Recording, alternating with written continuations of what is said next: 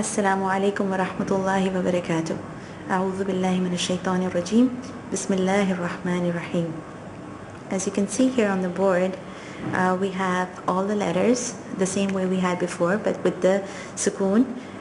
But here you can see in the orange colors, I have actually made symbols of the kind of things I teach the children about each letter.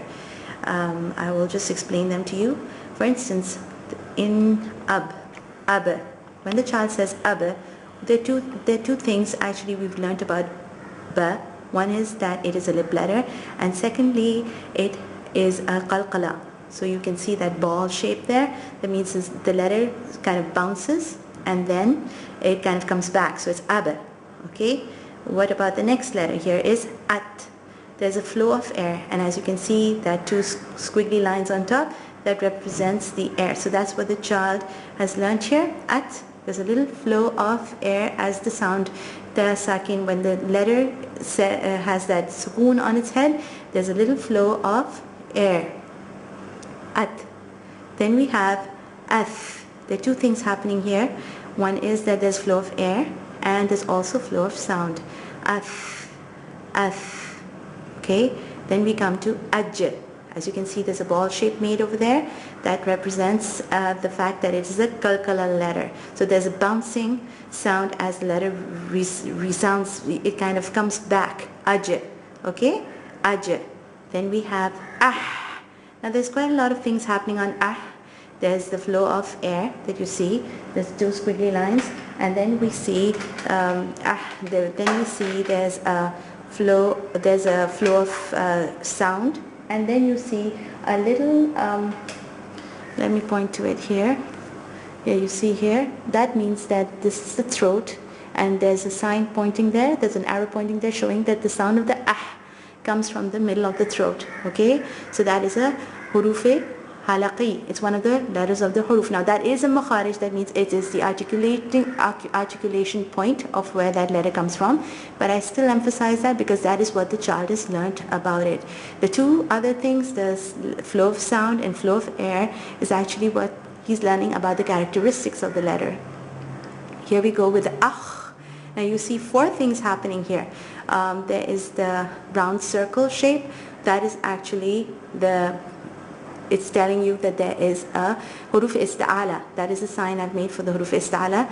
Then the squiggly lines again, that shows you that there is flow of air here, flow of air, and then there is the sound, flow of sound, and then again, as you can see here, there's a throat, there's that throat, and then there's a sign that says that that is coming from the top of your throat. Ha comes from the akh. That sound comes from the top of your throat. That's again the articulation point. And here we have ad. You can see the ball. That ball is telling you that that is what happens when there is there's a qalqala on the ad. Okay, that's a qalqala letter. Then we have adh, and in the adh you see there's like this teeth shape, which is telling the child that yes, when he says the sound of the letter touches. The tongue touches the teeth when we tip of the tongue touches the front two teeth, saying that sound adh. Okay, and here we have ar. As you can see, there is that strange drilling sound ar that you see in that sign, and then there's also, you can see there's a flow of sound, and then you see these three dots. It's actually like a traffic light. The sound goes and stops on the letter ar. Okay, ar. Then we have az. You see that little kind of a ladle kind of thing. Actually, it's a whistle. Az. There's a whistling sound in az. Then we have as. Again, this is another whistling sound. There's a lot of things happening here too. As has rukhava. It has hums. There's flow of air, flow of sound, as you say it. Az. There is flow of sound. There's no flow of air.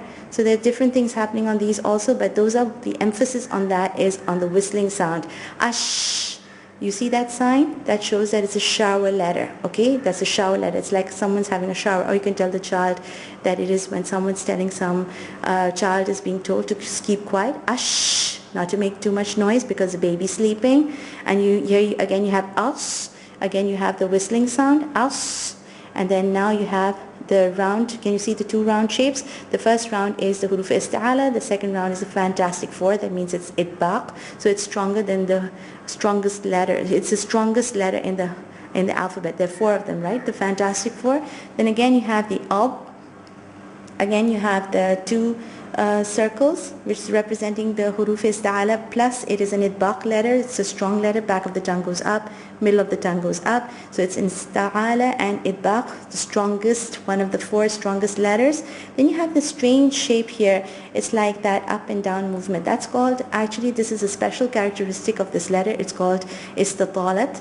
That means the sound of the letter kind of, it's like the roll of the tongue. The tongue kind of rolls back as it moves in the mouth, and a child explained it very nicely. He said it's like as if, you know, you're putting a comforter on the bed.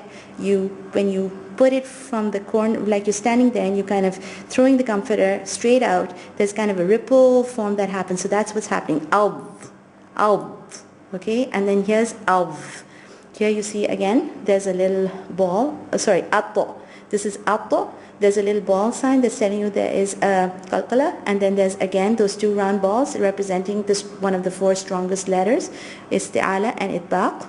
And here you have alv, which again you have the teeth sign showing that that letter has to be said with the tongue touching, the tip of the tongue touching the teeth, the two front teeth. And then you have the two circles.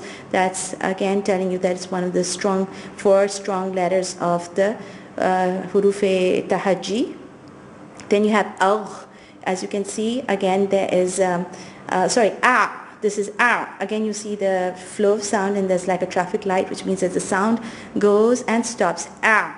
And then you can see again there's a throat sign. There's a, like as if there's a throat made, and you can see that that's arrows pointing to the middle of the throat. Ah, it's a huruf halaqi. And then you have agh. There's a flow of sound here, the sign of that, and then there's a huruf isti'ala. As you can see, there's just one circle, and then you have the throat, and then there's a sign pointing, arrow pointing to that, showing that that sound comes from the top of your throat. Then we come to af. Again, as you can see, there's a flow of air, those squiggly lines, and then this flow of sound, and then it's a lip letter. Then you have aqqa. You see that round, that ball, representing that it's a qalqala. The sound goes and comes back. And then you have huruf isti'ala, which means it's one of the strong signs. So it's, you go aqqa. And then you have ak. There's a flow of air, as you can see, that squiggly line on top of the ak. Okay.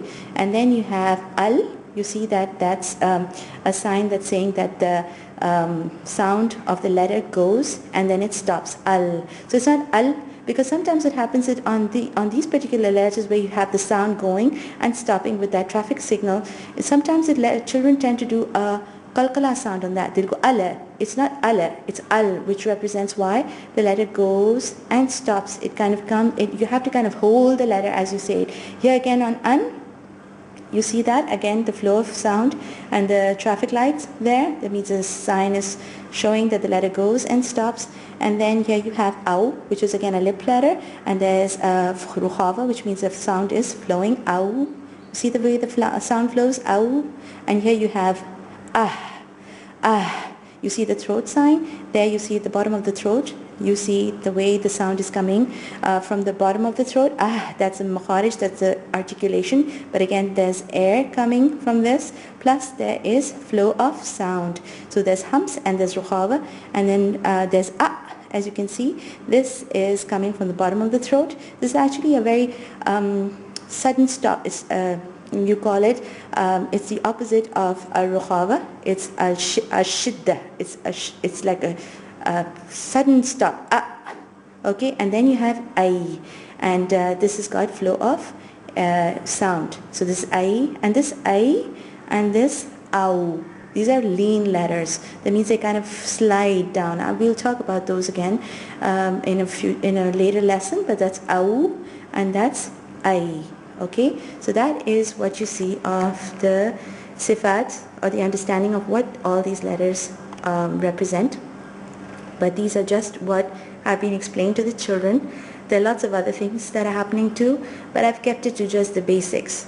Like I showed you in the previous lesson, there's a lot to learn, and this is just the bare minimum I'm sure people would disagree. There's a lot more to it than that. And but alhamdulillah, if you can articulate this much, at least it's something. And if you can express those sifaat as you pronounce the letters, then you're really doing a lot of things that will beautify your recitation of the Quran. Assalamu alaikum wa rahmatullahi wa barakatuh.